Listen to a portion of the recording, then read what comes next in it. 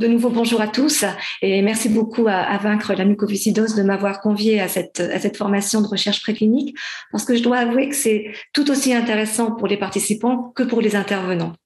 Moi, je vais vous parler donc de la molécule aux premiers échanges avec les industriels dont on a déjà commencé à discuter. Et c'est en fait l'une des missions de la Fondation Maladies Rares, puisque vous nous connaissez pour certains, je sais, parce que j'en ai repéré dans l'Assemblée, mais notre mission principale, c'est de financer la recherche académique, donc dans le cadre d'appels à projets, mais aussi d'accompagner à titre gracieux et conseiller les chercheurs sans partage de propriété intellectuelle, et tout cela dans le but d'effectuer des échanges avec les industriels de la pharma. Alors, juste deux mots sur la Fondation Maladies Rares. On est un des acteurs dans les maladies rares et en fait, Dieu sait s'il y a beaucoup d'acteurs dans cet écosystème. Nous avons été créés en février 2012 dans le cadre du deuxième plan national maladies rares, en fait, en parallèle avec la création aussi des filières de santé maladies rares. Et nous sommes toujours à bord du plan national maladies rares numéro 3 qui se termine fin 2022, où on est plus particulièrement sur des axes comme l'accès à l'innovation, à l'accès et l'émergence de nouveaux traitements. Et on est un acteur évidemment français, mais les maladies rares ne s'arrêtant pas aux frontières, on est aussi un acteur européen, voire international. International parce qu'on est membre de l'IRDIRC, ce gros consortium de recherche dans les maladies rares, et on est membre du comité exécutif de l'EJPRD, le European Joint Programme on Rare Diseases, qui est en fait un programme que vous connaissez certainement pour avoir postulé peut-être à des appels à projets transnationaux. Il y en a eu pas mal depuis 2019. Nous, la Fondation, on lead des work packages au niveau de l'e-learning. Le MOOC, d'ailleurs, sur le diagnostic maladies rares a été plébiscité par 3000 participants, c'est très encourageant. Et moi en particulier, je lead un work package qui est un appel à projet de nouveaux partenariats public-privé où les lauréats sont des consortia qui incluent des académiques, des biotech, des SME, des petites et moyennes entreprises et aussi des associations de patients d'un côté avec des sponsors industriels de l'autre.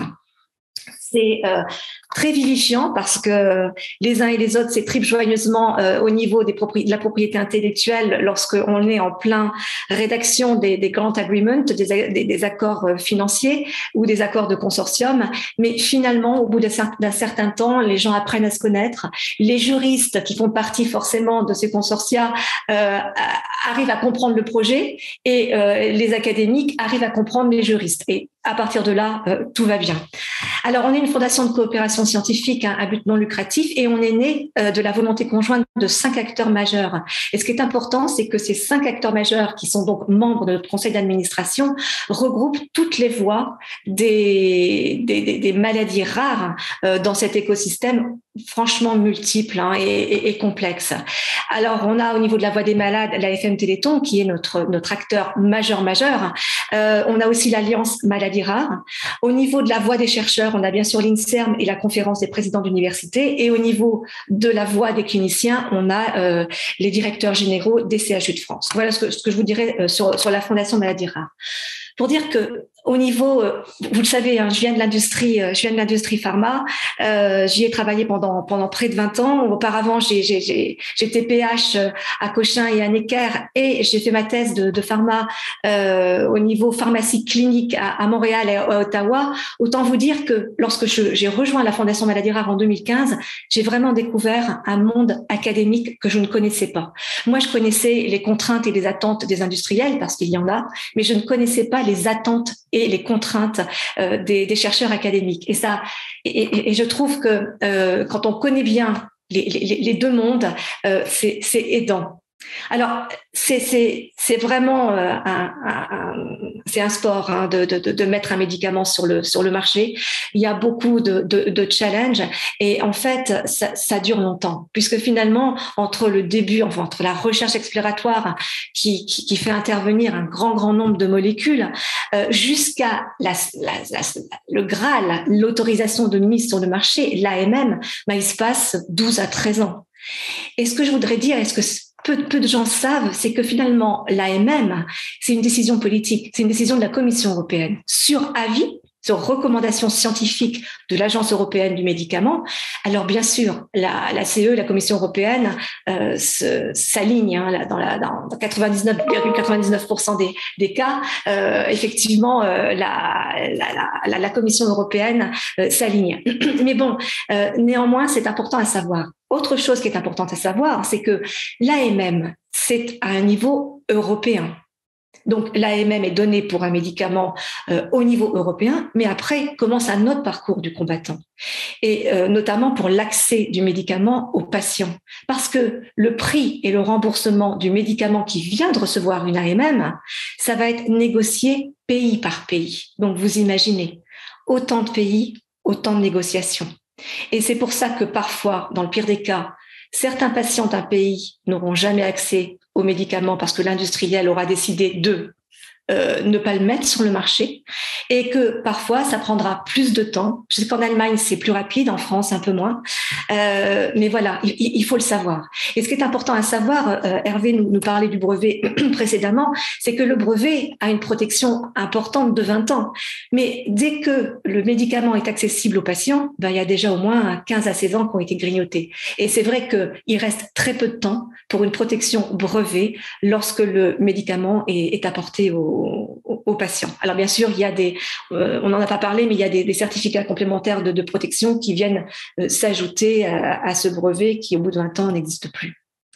Et ce qui est important à savoir, c'est que à chaque stade, que ce soit au niveau drug discovery, au niveau développement préclinique, puis après au niveau développement clinique, il y a des taux de succès qui sont faibles, puisque finalement, entre la phase 1 clinique, qui est généralement chez les volontaires sains et qui commence à étudier la tolérance, et le médicament approuvé sur le marché, c'est un taux de succès d'environ 10 à 20%. Si on reprend, par exemple, les différentes étapes. Au niveau, par exemple, du preclinical development, eh bien, vous avez moins de 5% de chances d'arriver jusqu'à ce stade. Là, au niveau de la phase 1, je vous le rappelle, cette phase de tolérance, où on commence à étudier la tolérance, la toxicité du candidat médicament, pour avoir déjà, en réfléchissant déjà à une dose optimale, eh bien là, on a 10% qui franchiront cette phase. Au niveau de la phase 2, 50%. Et au niveau de la phase 3, 90% de taux de succès. Et heureusement, parce que la phase pivotale en phase 3, c'est quand même une phase où il y a énormément de patients qui sont recrutés. Donc, ne serait-ce que pour les patients, arriver quand même, une fois qu'on est en phase 3, à l'approbation du médicament. Et en plus, c'est la phase 3 qui est la plus chère, parce qu'elle nécessite un investissement de la part de l'industriel important. Donc voilà, en fait, pour ce développement d'un médicament, il faut le savoir, beaucoup de contraintes, un process long, coûteux et risqué. Par contre, on est dans le développement d'un médicament orphelin. Le médicament orphelin, c'est le médicament qui traite une maladie rare. Et comme vous pouvez le voir sur cette diapositive, il y a 7 000 à 8 000 maladies rares qui sont listées par l'OMS, l'Organisation mondiale de la santé, et seuls 5% d'entre elles ont un traitement approuvé. Quand je dis 5%, il y a quand même une petite qui sont en cours d'études cliniques. Ça n'empêche, on arrive quand même à 5 à 10% de traitements approuvés ou en cours. Et c'est vrai que le besoin médical insatisfait est criant. Alors, cette maladie rare, juste vous donner quelques spécificités des maladies rares. Comment est-ce qu'on la définit finalement? Qu'est-ce qu'une maladie rare? Eh bien, elle se définit de façon statistique et de façon réglementaire. Et une maladie est dite rare lorsqu'elle atteint moins de 5 personnes sur 10 000, c'est-à-dire c'est plus facile finalement à appréhender lorsqu'elle atteint moins d'une personne sur 2 000. Mais alors, ça, c'est surtout pour les maladies rares. Mais il y a aussi des maladies ultra rares. Et comme vous allez pouvoir en juger sur ce diagramme, eh bien, il y a une grande majorité aussi de maladies ultra rares. C'est-à-dire qui sont qui atteignent moins de 1, voire moins de 2 personnes sur 10 000. Et vous voyez, si on fait le calcul cumulé des 44% avec une prévalence inférieure à 1 pour 10 000, plus les 26% avec une prévalence inférieure à 1 à 2, ben on voit tout de suite qu'on est au-delà des 50% concernant les maladies ultra rares. Alors, à partir de là, lorsque il va y avoir besoin de commencer les études cliniques, ben, c'est pas toujours évident d'accéder aux patients.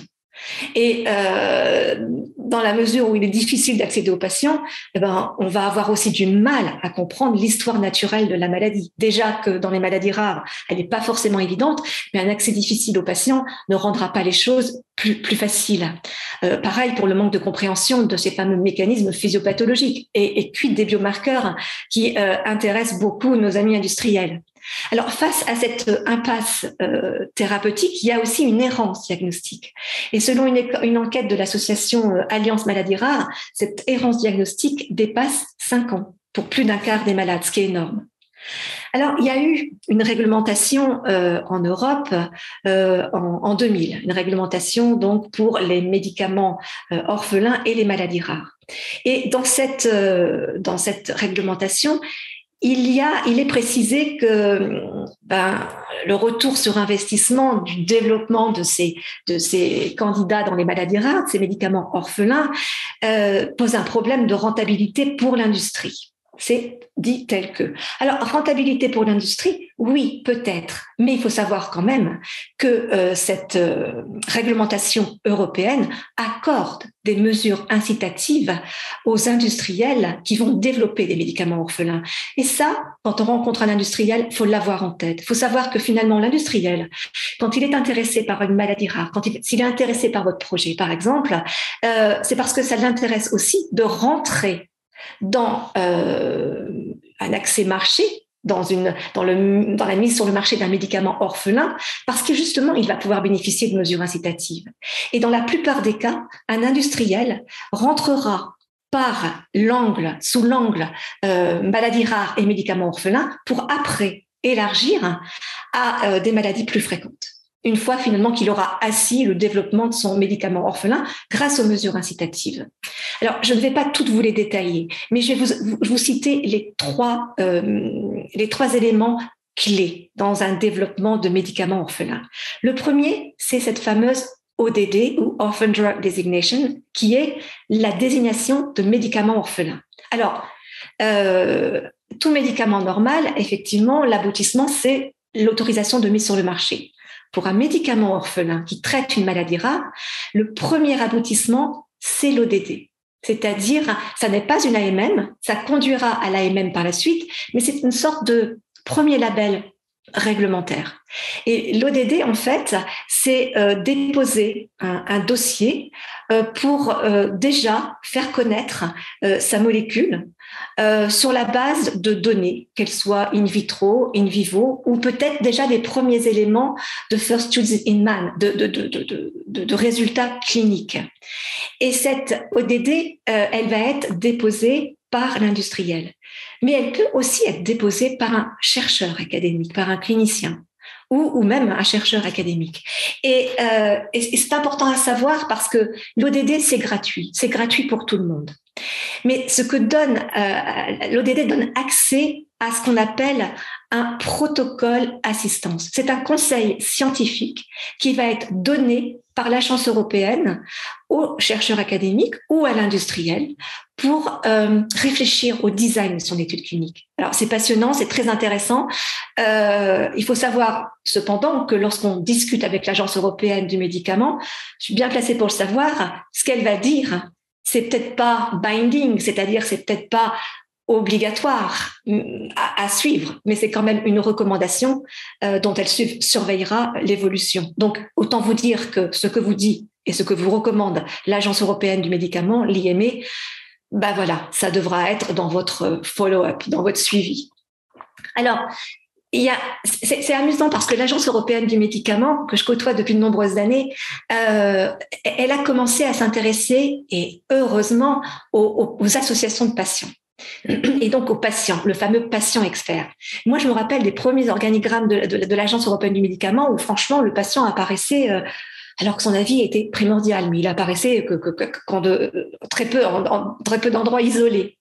Maintenant, et je vois ce virage depuis un an, l'Agence européenne du médicament a aussi un intérêt et exprime aussi un intérêt pour le chercheur académique. Et la preuve en est que ce protocole assistance, qui au départ était payant pour le chercheur académique, est maintenant gratuit. Le protocole assistance est gratuit depuis toujours pour les PME, pour les biotech. Il est payant pour les big pharma. On peut le comprendre, le ticket financier n'est pas le même. Mais pour les chercheurs académiques, c'est tout nouveau. C'est que c'est peut-être moins d'un an, le chercheur peut déposer une désignation de médicament orphelin et peut avoir accès à ce protocole assistance, ce conseil scientifique gratuitement. Alors, je dois vous dire quand même que c'est un cadeau qui, moi, me paraît empoisonné parce qu'il nécessite vraiment un encadrement et un encadrement vraiment serré parce que après, qui va pouvoir avoir la force de frappe de mettre le médicament sur le marché en mettant en place les études cliniques, c'est quand même l'industriel. Donc, il faut vraiment réfléchir, mais bon, il faut savoir que c'est possible. Et une autre mesure incitative aussi pour développer un médicament orphelin concernant les industriels, pas que l'Orphan Drug Designation, pas que le protocole assistance, il y a aussi les 10 ans d'exclusivité de marché, d'exclusivité commerciale. Ça veut dire qu'un industriel, pendant 10 ans, il est assez tranquille au niveau concurrence. C'est 10 ans en Europe et c'est 7 ans aux USA. Alors, donc, nous, enfin, sur cette base-là, on est bien conscient qu'un développement de médicaments, c'est long, c'est risqué, c'est coûteux. On est bien conscient quand même que les industriels bénéficient de mesures incitatives lorsqu'ils mettent un médicament orphelin pour traiter une maladie rare sur le marché. Et comment nous, à la Fondation, on interagit justement sur ce parcours de la molécule aux premiers échanges avec les industriels. Mais vous le voyez ici, il y a 3 étapes prioritaires sur lesquelles on essaie d'aider les chercheurs académiques. Comme les SAT, je le voyais tout à l'heure, la présentation d'Hervé, on a du financement dans le cadre d'appels à projets, on a de l'accompagnement à titre gracieux hors des appels à projets et de la formation. Pour nous, c'est 2 termes franchement clés dans nos relations avec les académiques pour finir, parce que c'est ça l'objectif, pour organiser des échanges avec les industriels au travers du Club POC. Et ce Club POC, c'est un club d'adhérents de la pharma sur lequel je vais revenir. Alors, commençons par le financement des appels à projets. Effectivement, au début, et la molécule, mais même avant la molécule, il est important d'identifier la cause de la maladie. Et c'est pour ça qu'à la Fondation Maladies Rares, on propose des appels à projets génomiques, justement pour vous aider à identifier les causes des maladies. Après, dans le développement de nouveaux traitements, d'autres appels à projets sont proposés. Alors, il y a le développement de modèles expérimentaux, des modèles animaux auxquels on a adjoint récemment, enfin, pas si récemment que ça d'ailleurs, ça date quand même de plus d'un an, des IPS. Et ces modèles expérimentaux ont un double objectif. Ils peuvent vous aider à identifier la cause de la maladie, mais ils peuvent aussi vous aider à commencer à identifier des pistes thérapeutiques. Évidemment, l'identification de la piste thérapeutique, ce sera plus avec l'appel à projet criblage, qui a été élargi à un appel à criblage hit to lead, parce que c'est bien beau de trouver un hit, mais faut-il encore après progresser et aller vers des leads et aller vers des backups, vers des alternatives aussi. Et enfin, last but not least, il y a aussi l'étape transactionnelle chez le gros animal, pour lequel la Fondation propose également un appel à projet pour préparer du moins le développement clinique de vos candidats médicaments. Alors après, il y a aussi un appel à projet qui est très publicité à l'Europe, qui a été benchmarké à l'Europe, c'est l'appel à projet sciences humaines et sociales et maladies rares, qui peut-être nous intéresse moins dans cette présentation aujourd'hui, quoique, parce que je dois vous avouer que les industriels ont des départements patients, associations de patients, et que finalement, ils sont très intéressés aussi par ces appels à projets et que parfois, ils sont amenés aussi, en fonction de leur intérêt, à les financer. Alors, juste en 2 mots, et c'est tout ce que je vous dirais sur les appels à projets, c'est que je vous engage vivement à postuler et aller régulièrement sur notre site. Parce que depuis 2012, date de création de la Fondation Maladies Rares, il y a eu 41 appels à projets qui ont été lancés et quand même plus de 400 projets soutenus pour 12 millions sur 1270 projets soumis. Ce qui nous met quand même un taux de succès à 33%, qui est quand même pas si mal que ça par rapport aux autres acteurs environnants. Donc, n'hésitez pas à postuler.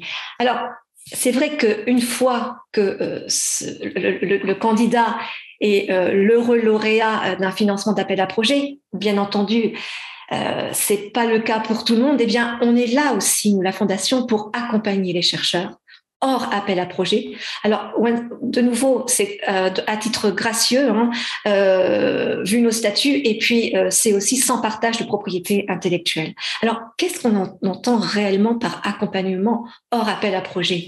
Eh bien, c'est du conseil et du suivi.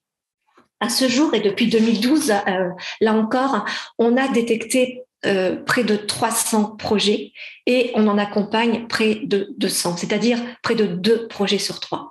Alors, je vais vous dire, on n'est pas 10 000 à la Fondation, hein. On est une dizaine. Donc, quand je parle d'accompagnement, ça peut être vraiment une question clé qu'a un chercheur comme vous, quand par exemple il a un problème de formulation galénique. Voilà, on essaie de faire une mise en lien avec des prestataires qui vont, tout dernièrement par exemple, c'était pour une administration intranasale. Voilà, ça ne se fait pas sur un bout de paillasse, ça nécessite vraiment une mise en lien avec un prestataire digne de ce nom qui va pouvoir déjà dans un premier temps donner des conseils, répondre aux questions, et puis après, si affinité, eh bien contractualiser.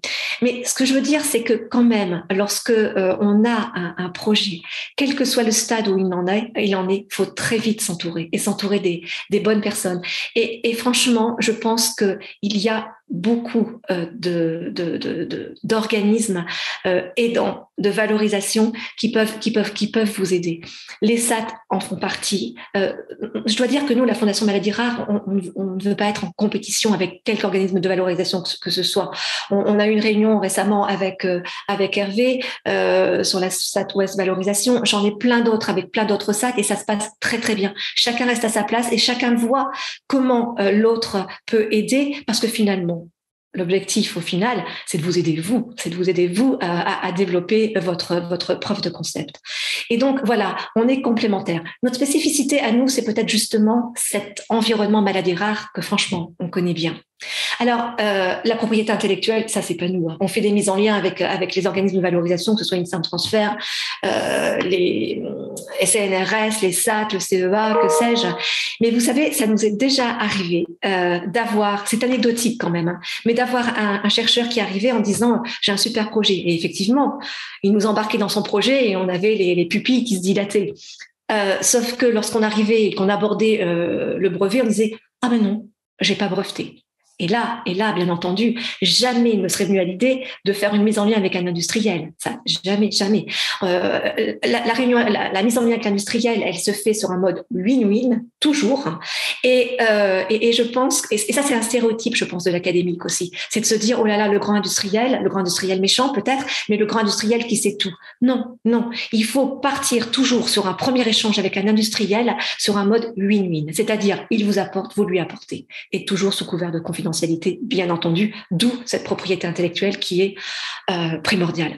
L'aspect médico-réglementaire, bon, c'est mon expérience, c'est mon expertise. C'est vrai que j'aime bien accompagner les chercheurs lorsqu'ils ont des questions. Par contre, à la Fondation, je n'ai pas les moyens, opérationnellement parlant, de mettre les mains dans le projet et de rédiger avec lui le dossier de désignation orpheline.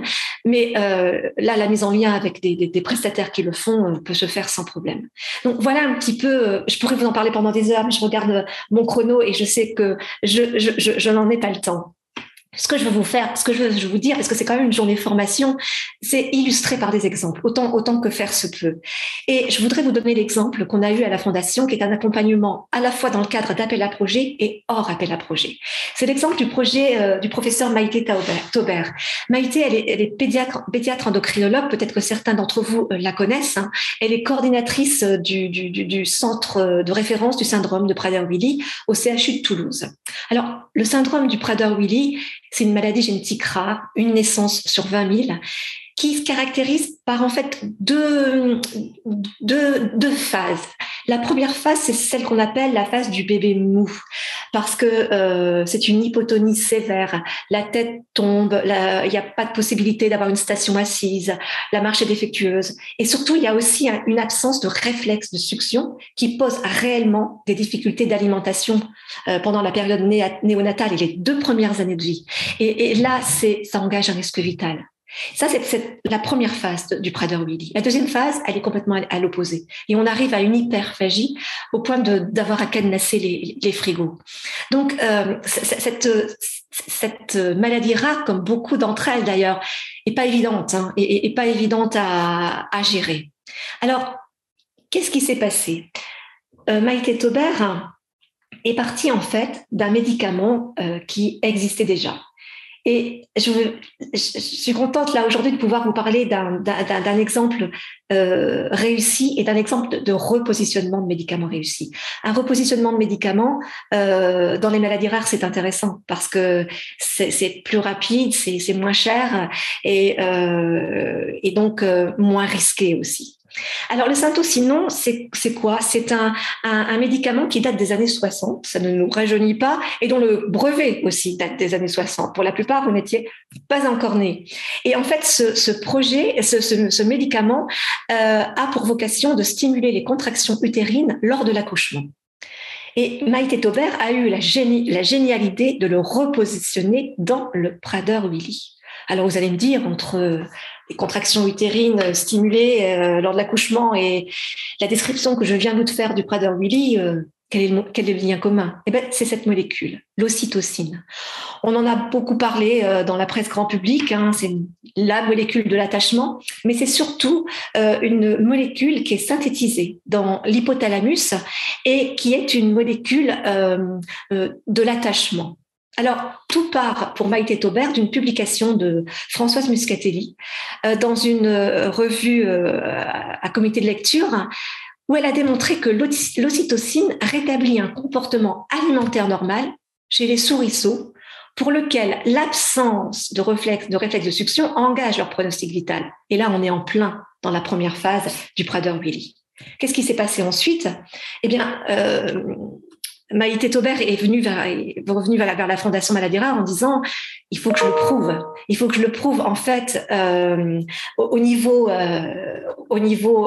in vivo, et pour cela eh bien je vais m'appuyer sur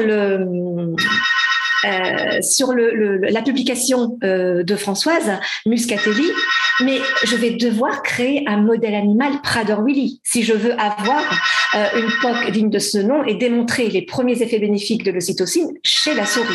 Et c'est ce qui a été fait. Maïté Taubert a été lauréate de cet appel à projet création de modèle animal. Elle a pu démontrer les effets bénéfiques de l'ocytocine chez la souris Prader-Willi. Alors après, on le sait tous, hein, montrer des effets chez l'animal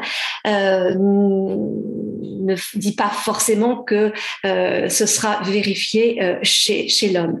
Elle a donc poursuivi son développement avec les essais cliniques de phase 1-2. Je vous le rappelle encore, hein, c'est l'évaluation de la toxicité avec le premier choix d'une dose donc qui n'est pas toxique, suivi d'une phase 2 où là, on continue l'évaluation de la tolérance, mais on commence aussi l'évaluation de l'efficacité.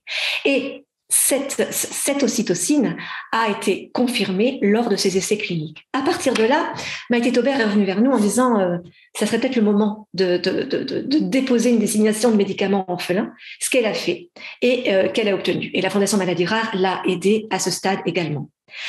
Ensuite, eh bien, phase 1, phase 2, la phase 3 pivotale était d'actualité pour effectivement pouvoir obtenir l'autorisation de mise sur le marché. Elle a débuté donc en janvier 2020. Et donc, on espère bien avoir cet AMM d'ici quelques temps. Et une chose que j'aimerais aussi vous préciser, c'est que Maïté a développé le produit sous forme intranasale. Si vous vous souvenez, le Syntocinon, il était administré aux femmes qui accouchaient sous forme intraveineuse. Alors, c'est vrai que c'est intéressant pour accéder aux récepteurs de l'ocytocine musculaire, notamment aux récepteurs utérins, mais dans le Prader-Willi, l'intérêt, il est ailleurs, il est plus au niveau du cerveau, et rien de tel qu'une administration intranasale pour arriver directement au cerveau. Et rien de tel aussi pour Maïté Taubert, d'avoir un repositionnement réussi, parce que de pouvoir redéposer un brevet avec cette nouvelle administration. Tout ça nous amène au niveau des échanges avec les industriels au travers du Club POC. Parce que Maïté a rencontré des industriels et finalement, elle a décidé de créer sa propre start-up avec d'ailleurs l'aide des associations de patients Prader-Willi. Alors, les échanges avec les industriels. Nous, on a mis en place à la Fondation Maladies Rares ce Club POC, qui est un dispositif de valorisation de la recherche, hors appel à projet, pour développer des nouveaux traitements et pour faire des mises en lien, en fait, entre vous, les académiques, et les industriels. Ce club d'adhérents de la pharma, il regroupe des industriels sur la base d'un ticket d'entrée financier qui vont de la big pharma à la biotech en passant par des entreprises de taille intermédiaire. Ça fluctue d'une année sur l'autre. Ce qui ne fluctue pas, par contre, c'est les 2 éditions par an. Depuis la première édition d'implémentation de ce Club POC en juin 2017, on en a eu 8 éditions à ce jour. Alors, si vous comptez bien, on aurait dû en avoir 10, mais effectivement, il y a eu la parenthèse Covid et en 2020, il n'y a pas eu d'édition de session Club POC. Ce qui est intéressant et ce qui est finalement très encourageant pour nous, très encourageant pour vous également, c'est que depuis la création du Club POC en juin 2017, 68 projets ont été présentés aux industriels, avec 48 mises en lien effectuées, soit quand même 70% d'intérêt de la part de ces industriels. Et un premier accord de partenariat qui a été signé en avril 2018 entre l'Isogène, Hervé Moine de l'IGBMC de Strasbourg et la SAT Connectus. Et je vais revenir sur ces résultats parce qu'ils nécessitent vraiment d'être expliqués. Alors, je vous le disais en préambule, la Fondation a identifié grâce à ces équipes terrain, parce qu'il y a des responsables régionaux, je devrais dire d'ailleurs des responsables régionales, parce que dans ce cas-là, la parité n'est pas du tout respectée chez nous, c'est que finalement, on rencontre beaucoup les chercheurs académiques, les cliniciens, et je dirais même qu'ils nous rencontrent beaucoup aussi parce qu'ils viennent aussi beaucoup à notre rencontre via les appels à projets, sûr, mais via aussi par cet accompagnement hors appel à projets. Et vous voyez, il y a une courbe ascendante claire, nette, depuis sa création, depuis la création en 2012, puisque finalement, à ce stade, on en est à près de 300 POC détectés. Bien sûr, on peut pas accompagner, on peut pas tous les accompagner. L'accompagnement, c'est quoi? C'est un conseil, c'est un suivi. C'est parfois un conseil très, très fragmenté. On peut intervenir, sur un déblocage. Franchement, j'aurais autant d'exemples à vous donner que de questions que j'ai pu avoir. Et d'ailleurs, j'attends les vôtres si vous en avez. Mais ça veut dire que si on passe à cet histogramme-là à droite, sur les 192 POC qui ont été accompagnés, on a décidé d'en présenter 68 à nos adhérents du Club POC, c'est-à-dire une POC sur 3. Et sur ces 68, on a quand même eu 7 POC sur 10 qui ont reçu une manifestation de la part d'intérêt des industriels. Alors, je suis allée trop loin, je m'excuse. Ce que je voudrais aussi dire au niveau de la manifestation d'intérêt, c'est que ça peut être une TC exploratoire dans un format non confidentiel. Et là, il est super important d'être aux côtés de l'autre organisme de valorisation, la SAT, l'INSERM Transfer ou autre, avec la fondation pour bien vous coacher, pour bien vous encadrer en disant attention à ce que vous allez dire. Faites du teasing, mais attention à ce que vous allez dire. Mais les choses se passent très, très bien. Et justement, ce premier partenariat qui a été signé d'emblée, parce que c'était suite à la première présentation du Club POC en 2017. Et ça nous a vraiment conforté dans l'intérêt de poursuivre ce Club POC.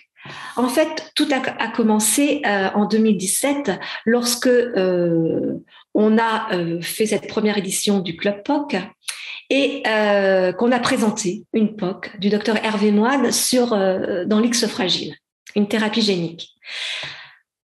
C'était en mai 2017.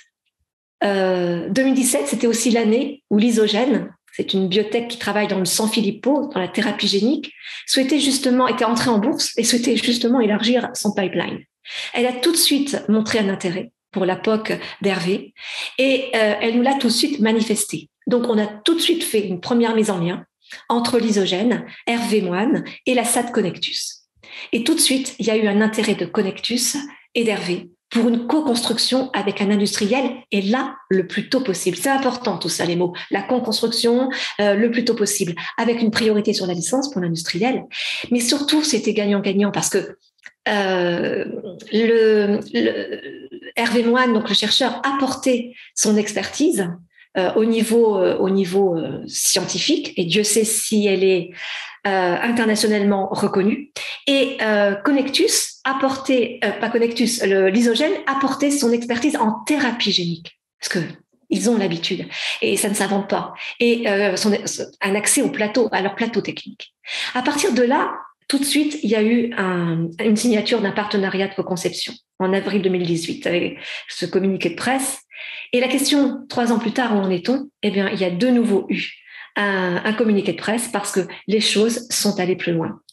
Et les choses sont allées plus loin parce qu'il y a eu un accord exclusif de licence mondiale cédé par la SAT Connectus à l'Isogène.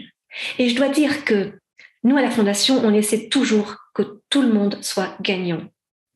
Au niveau d'Hervé Moine, au niveau du chercheur académique, il a pu établir sa POC, donc la partie préclinique chez la souris, avec de super résultats, parce que finalement, d'emblée, c'est sûr, il a été un peu challengé par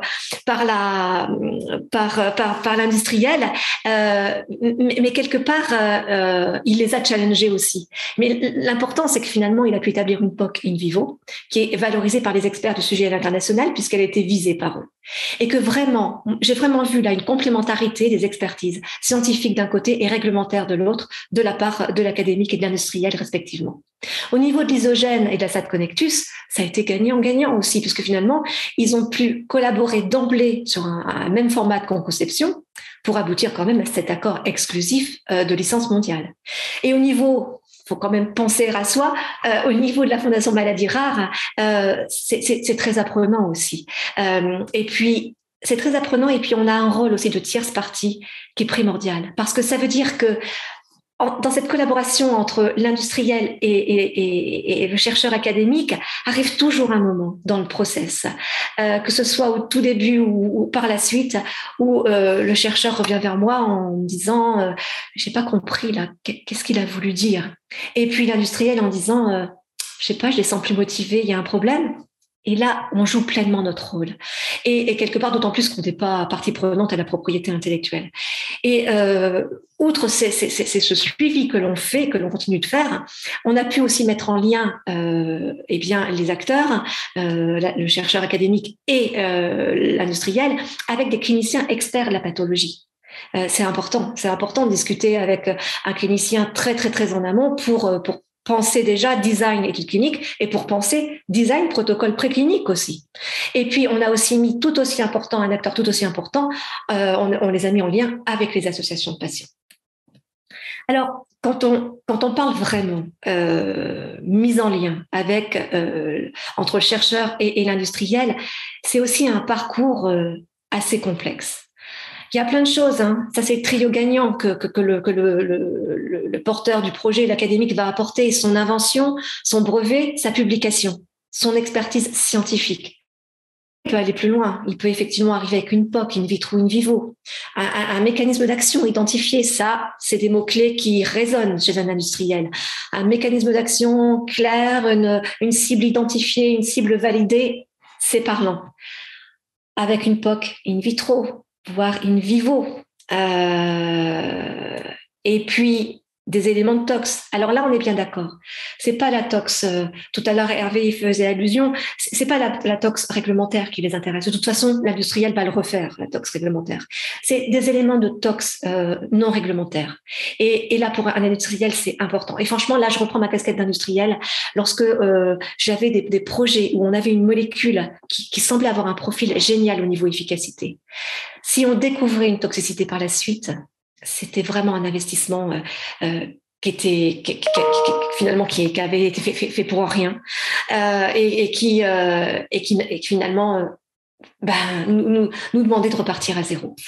Alors, ce qui est intéressant aussi pour l'industriel, mais ça, peu de chercheurs y arrivent. Puis nous, je dois vous dire qu'au niveau de la Fondation Maladies Rares, on a 75% de nos POC qui sont en préclinique.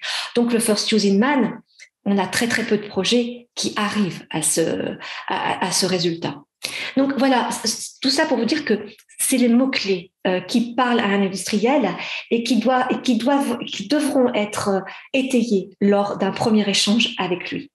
Alors, je vous le disais, hein, moi je connaissais beaucoup mieux les contraintes et les attentes d'un industriel. Je connaissais beaucoup moins bien vos contraintes et vos attentes.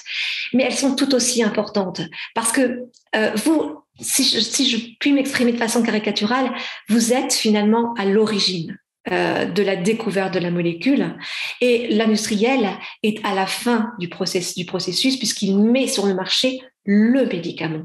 De la molécule au médicament, à un moment donné, il y a bien un moment où il faut faire se rencontrer ces deux acteurs. Et c'est un peu notre rôle. Et finalement, vous allez me dire à quel moment la collaboration peut se faire, à quel stade commencer une collaboration entre un chercheur et un industriel. Eh bien là, c'est aussi au cas par cas, mais c'est aussi en fonction de la typologie de l'industriel. Par expérience maintenant, depuis un certain temps, les big pharma vont surtout être intéressées lorsque vous aurez le plus de choses possibles, forcément. Elles n'aiment pas risquer. Donc, elles vont attendre un projet totalement dérisqué, pour la plupart d'entre elles. C'est-à-dire que finalement, elles vont attendre qu'une start-up se soit créée et une biotech se soit créée pour avoir des premiers résultats cliniques, sinon des résultats d'une étude pivotale. Alors, ça, c'est les big pharma. Par contre, l'intérêt, c'est les biotech pour vous. Parce que les biotech, finalement, ont un visage plus humain. Et c'est beaucoup plus facile, je l'ai remarqué dans nos mises en lien, pour vous de travailler avec une biotech, parce que finalement, il y a autant de personnes, de staff, de ressources humaines d'un côté et de l'autre, et les expériences en fait sont complémentaires. Et donc, c'est très intéressant, là, à ce niveau, de voir qu'une biotech serait intéressée par une collaboration en early stage. Et là, c'est là où la Fondation assume pleinement son rôle, parce qu'effectivement, c'est à ce moment-là que nous entrons en piste également. Alors, juste pour terminer, je voudrais dire que, excusez-moi, j'ai une batterie qui, voilà, ça signifie que je dois bientôt arrêter, mais c'est l'une de mes dernières slides. Donc, nous faisons de la formation aussi des chercheurs académiques. Et ça, c'est primordial. Et nous avons mis en place un plan de développement pharmaceutique d'un médicament au travers d'une série de podcasts avec Sanofi Genzyme. Vous voyez, les big pharma, elles sont intéressées finalement par d'autres moyens. Et ces 5 épisodes qui vont durer 15 à 20 minutes chacun vont s'intéresser à des thématiques qui vous intéressent. Et parfois, que vous pensez ne pas être intéressante. Alors forcément, la validation des cibles, ça vous intéresse. La tox, ça vous intéresse. L'étude clinique pour les cliniciens, ça vous intéresse. L'accès au marché, aux données de vraie vie, ça vous intéresse peut-être pas forcément parce que vous ne savez pas ce que c'est. Et l'objectif dans notre podcast, c'est de vous former à une meilleure compréhension du développement d'un médicament. Parce que dès que vous serez mieux formé, vous comprendrez mieux les choses et vous serez mieux armés pour discuter et échanger avec les industriels. Alors, ces podcasts seront diffusés à partir de janvier 2022. Hein, ce sera notre série Netflix à nous. Mais de toute façon, si vous la ratez, il y aura des replays. Et la fréquence sera de 1 par mois. Voilà. Donc, je voudrais dire, pour conclure, que les échanges avec les industriels, ça se prépare, ça s'encadre à plusieurs, parce qu'on est toujours plus fort à plusieurs autour de la table, et que les résultats de ce Club POC prouvent bien que une collaboration précoce peut très vite et très bien se mettre en place avec des industriels.